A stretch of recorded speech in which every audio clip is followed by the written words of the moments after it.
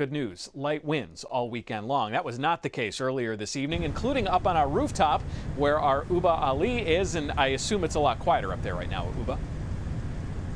It certainly is, and I'm grateful for that. But that storm came in through fast and with a vengeance. Take a look at these chairs that were toppled over on our rooftop. And we're not talking about light furniture across the rooftop here. This is a pretty heavy chair, and the wind power still managed to knock it down. I won't try to pick that one up there. Someone much stronger will have to do that. But depending on where you were across the metro, it really depended on what you saw.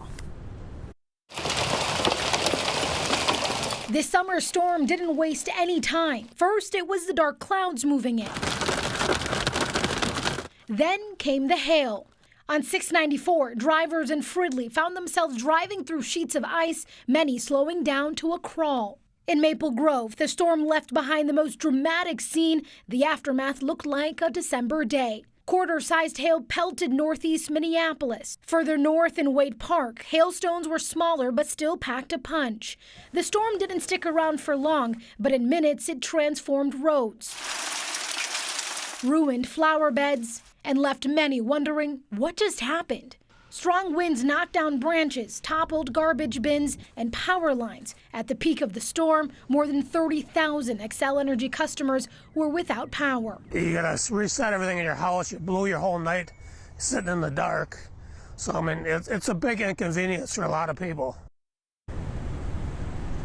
And Xcel Energy says at this hour, more than 23,000 people are still in the dark, and they're working to get people back on the grid. But it might take a little longer than truly what the storm took to go through the metro. Derek?